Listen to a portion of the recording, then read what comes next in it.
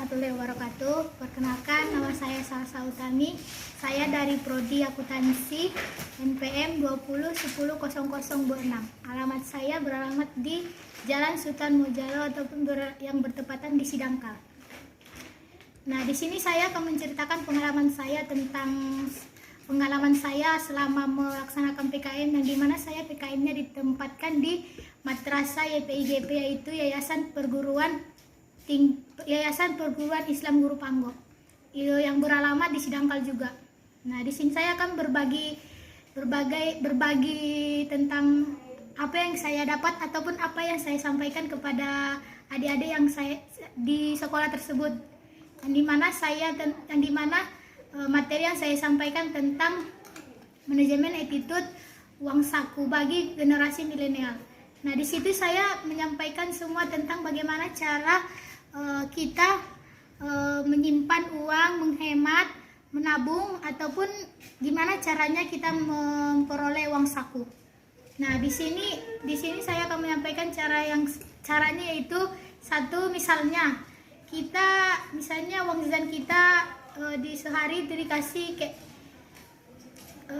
kita misalkan anak-anak uang jajannya per hari 5.000. Nah, di sisi lain kan sekolah SD, sekolah madrasah.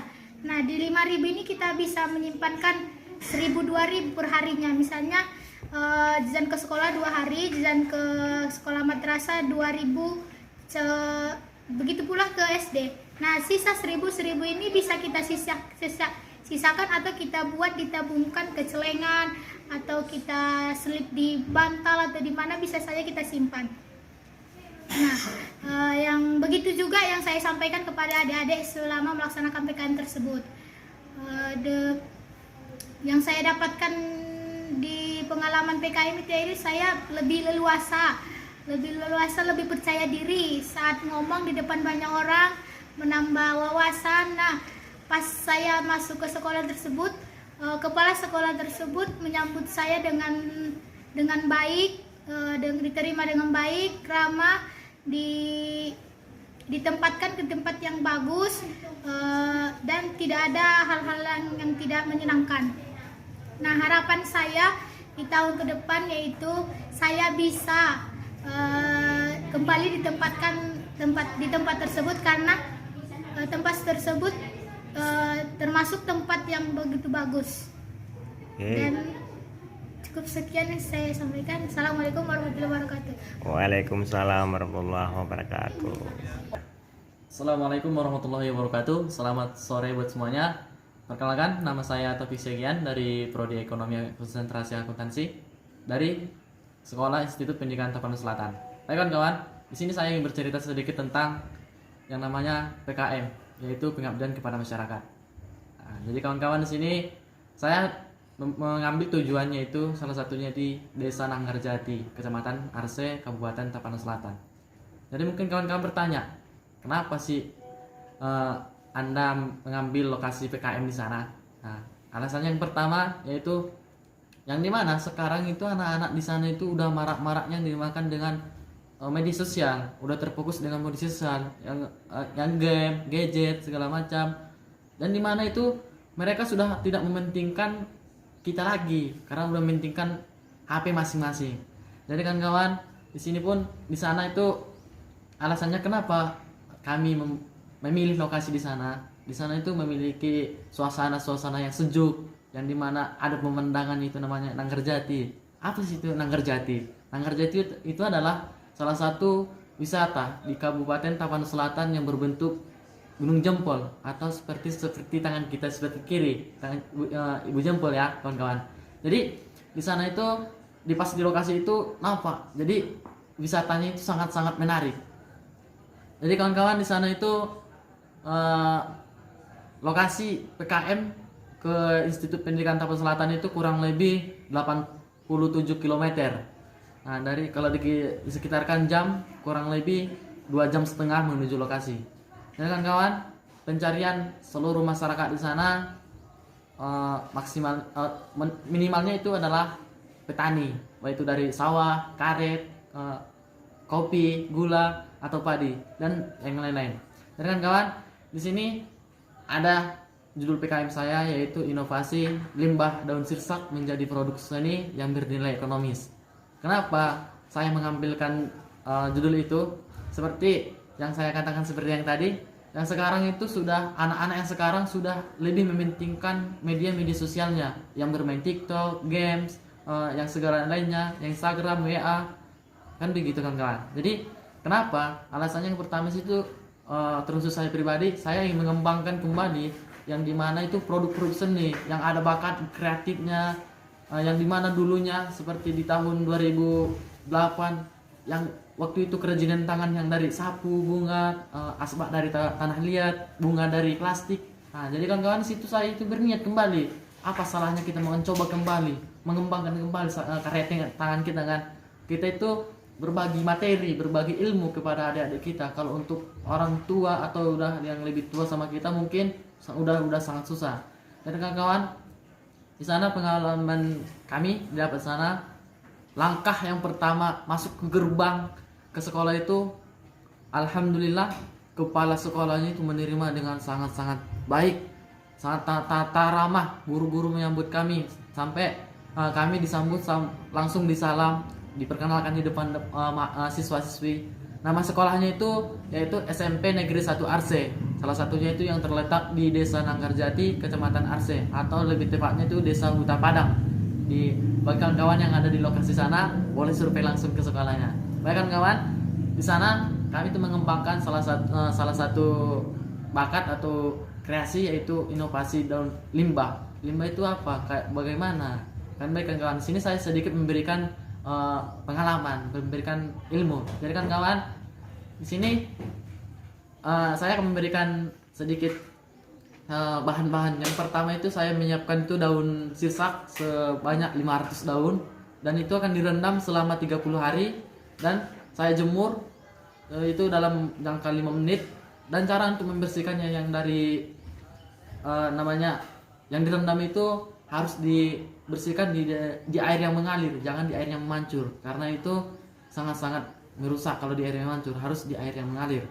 Baik kawan, jika sudah dibersihkan di air yang mengalir, maka jemurlah dalam jangka paling lama 5 menit. Dan itu akan langsung kita warnai, baik itu dari warna merah, kuning, hijau, dan warna yang lainnya. Jadi kan kawan, di situ saya menggunakan warna untuk karya seni saya itu yaitu warna dari gincu, kata kasarnya kalau di wilayah Spirok ya, gincu makanan gitu kan. Di situ salah satu untuk mengembangkan atau mewarnai yang lebih tepatnya biar lebih mudah mendapatkan warna itu. Jadi di karya seni kami itu atau di judul PKM kami itu kami membuat salah satunya bunga. Nah, contohnya nanti kawan-kawan yang terkhusus di wilayah Institut Pendidikan Tapanuli Selatan ini boleh melihat karya PKM kami atau hasilnya itu di Prodi, karena Ibu Prodi meminta juga supaya kenang-kenangan dari PKM membawa ke Prodi. Alhamdulillah bisa kami bawa ke Prodi. Dan kawan-kawan, pengalaman yang mendapat kami sana itu banyak, bukan hanya 1, 2, atau 3, banyak sekali. Yang dimana yang pertama, yang salah satu itu menghargai orang lain itu. Siapapun yang datang ke kita itu harus kita hargai, seperti yang bagaimana yang dilakukan oleh kepala sekolah itu. Yang dimana kami itu disambut dengan baik. Nah, kami juga gembira. Apa yang kami minta selalu dikasih. Kami diberi kebebasan di sana. Begitulah kawan-kawan. Terus guru-gurunya ramah tamah. Yang dimana kami waktu nyampe di sana malu-malu. Jadi karena ramah orang itu kami enak ramah juga sama orang itu, nggak sombong kembali dan nggak malu-malu lagi. Jadi kan kawan, sesudah kami perkenalan di luar kelas, kami itu langsung disuruh ke ruang kelas. Jadi kawan-kawan di sana kami juga banyak mendapatkan pengalaman yang dimana kami harus menyampaikan materi dengan semaksimal mungkin. Bagaimana cara penyampaian kami, cara menerangkannya, sikap sabar, toleransinya, yang tahulah kawan-kawan anak-anak kan gitu kan. Kami situ baik yang bercanda gurau, yang kurang tidak mau mendengarkan kami, begitu kawan-kawan.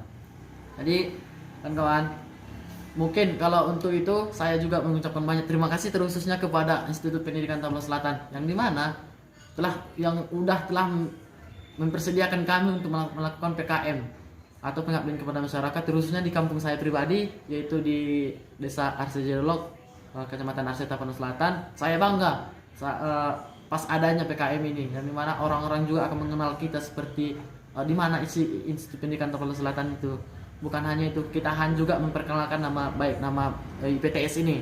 Dan kawan-kawan, harapan saya pas ini, sesudah PKM ini, yang terutama kepada adik-adik kami, jika menonton video ini, harapan saya pribadi, kembangkanlah itu, karena salah satu anak itu sangat perlu jadilah anak yang kreatif, karena itu adalah salah satu masa depan yang harus kita kejar bersama nantinya di masa depan kita.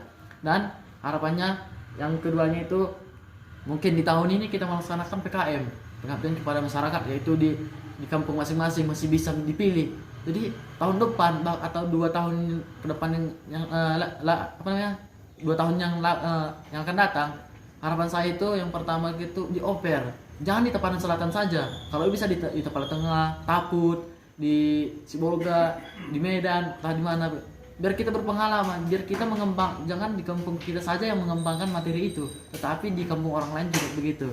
Dan yang terakhir, harapan saya mudah-mudahan PKM ini terus berjalan dengan lancar, lanjut terus tahun-tahun ke depan, biar saling bisa memahaminya, biar maju terus untuk kawan-kawan yang sudah berkreasi, lanjut terus. Dan yang terakhirnya, terima kasih sekali lagi terima kasih kepada pembimbing dosen yang telah mensupport, dan kepada dosen-dosen yang terusnya di PTS di PTS ini.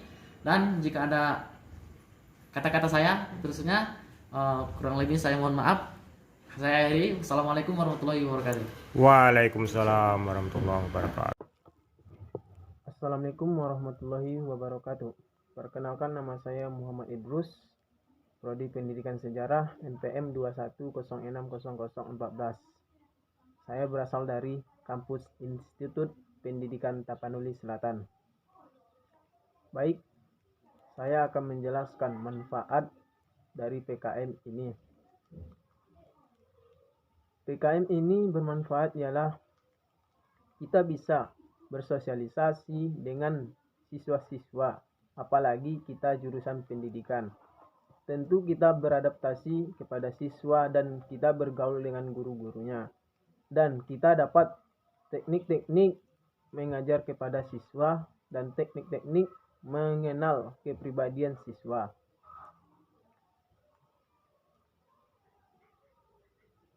Judul PKM saya ialah memperkenalkan gedung bersejarah di masa Bung Karno datang ke Padang Sidimpuan.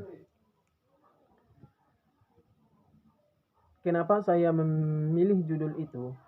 Dikarenakan gedung bersejarah itu sekarang udah tidak lagi ada yang berwisata sejarawan, seperti sejarawan lah, nggak ada lagi yang berwisata ke situ untuk meneliti.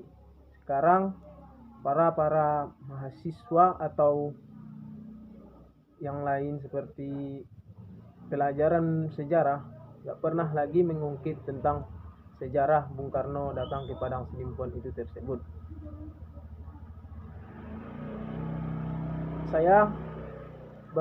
Saya lokasi PKM saya yaitu di SMPN 9 Padang Sidimpuan. Kedatangan saya pun di SMP 9 sangat disambut dengan baik. Dan saya pun langsung diperkenalkan kepada siswa-siswa atau adik-adik